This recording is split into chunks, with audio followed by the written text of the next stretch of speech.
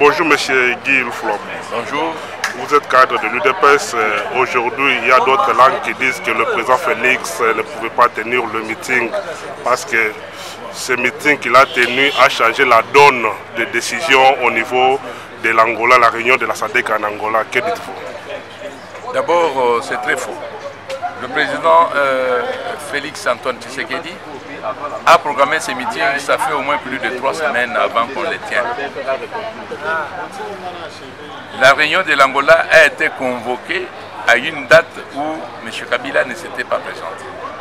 C'est ainsi que ses collègues ont dit que non, comme c'est une question qui le concerne, il ne pouvait pas agir par délégation en envoyant le ministre des Affaires étrangères.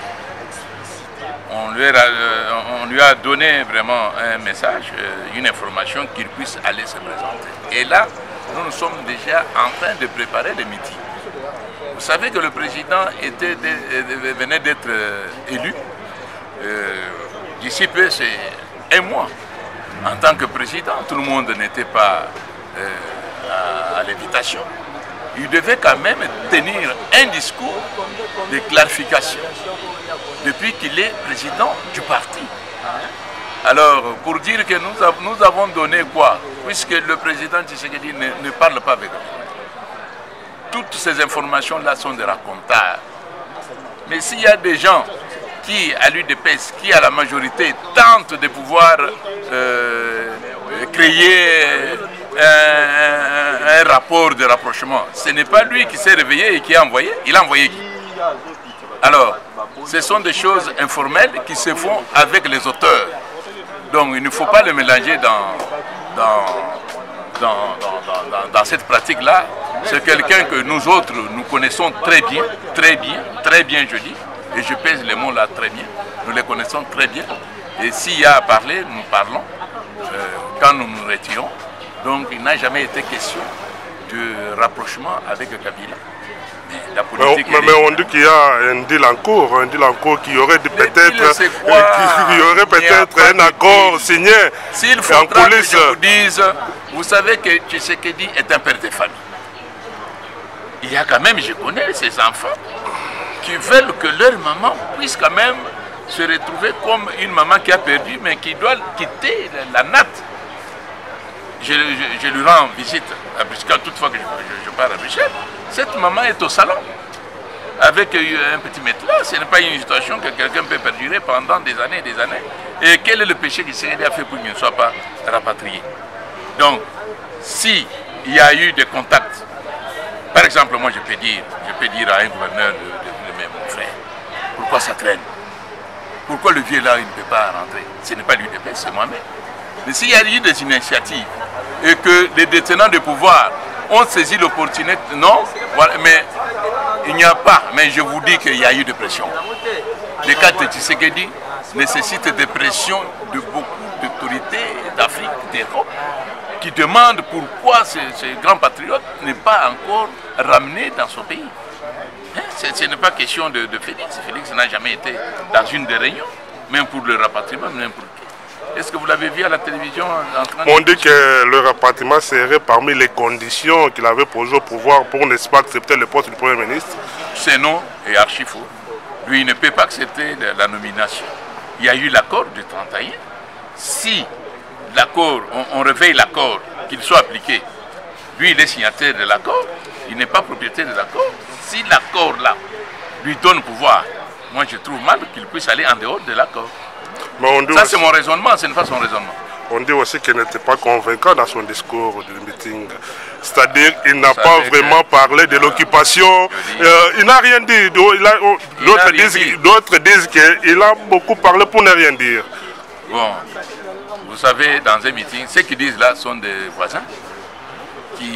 Et puis les collègues avec qui nous partageons, qui vantent leur programme du gouvernement, qui vantent leur position, mais il a parlé de beaucoup de choses. Quand il vous parle d'abord, que quand nous prenons le pouvoir, la scolarité de l'école primaire et tout ça, ça sera gratuit. Il n'a rien dit. Quand il vous parle de la santé, il vous parle de l'environnement, il vous parle de l'état des droits. Il vous parle de la démocratie. Ça, c'est rien. Quel est notre but, notre objectif? C'est installer l'état des droits. Quand il parle de l'état des droits, c'est pour que les régies financières ne soient pas gérées comme on les gère. Là, vous savez que c'est un problème de 4-5 personnes. Hein? Donc, quand les gens qui disent qu'il n'a rien dit, ce sont des jaloux. Il a dit des choses importantes et il a promis qu'il y a une équipe qui prépare le projet de gouvernement, autant opportun, il pourra le dire devant le public. Ok, parlons un peu de la proposition de loi concernant la répartition des sièges que le ministre a défendu, a proposé hier au Parlement. Bon. Que dites-vous sur cette proposition? Est-ce que c'est une proposition de loi qui est correcte? Cette proposition de loi, c'est une boutique de ces gens-là de la majorité. Ils ont des calculs sur des circonstances où ils trouvent que nous sommes faibles et ils gonflent. Hier, on m'avait associé à cette réunion, nous leur avons posé la question. L'Est là est en train de perdre les gens. On est en train de tuer chaque jour. Comment eux ils peuvent avoir 8 sièges, 10 sièges, 12 sièges et au total ils ont à peu près 150 pour 3 provinces sur l'ensemble du pays. Donc vous voyez que c'est là où ils savent que non, nous autres, nous avons été affaiblis puisque vous savez que les Chadari, tous ces gens-là, c'était des cadres de l'UDPS, des présidents fédéraux et tout ça. Ils ont trouvé que l'UDPS est vidé de subsistance des dirigeants, ce côté là-bas. L'UDPS n'a pas de cellule, n'a pas de section dans d'autres contrées tels que Ituri, tels que Isiro, tels que Bouta, Chopo et consorts. Vous allez à l'Équateur, les Bassankoussou, nous avons eu des choses, ils ont un problème de communication. Alors, le président a dit qu'il va mettre l'accent sur ce point-là, il se trompe. Même s'il gonfle le siège là-bas, ils seront surpris que l'UDPS va ravir ce siège-là, puisque le président nous a promis qu'il va s'investir dans ces provinces où nous sommes. En combien de temps? Dans combien de temps? Bon, il a dit au meeting, il va mettre le secrétariat exécutif, il va mettre la CEP, c'est la CEP qui va s'occuper de cette question. Il va mettre la convention qui va entériner nos candidats. Dans combien de temps? C'est à nous, l'UDPS, de pouvoir constater que nous sommes en retard et de nous déployer.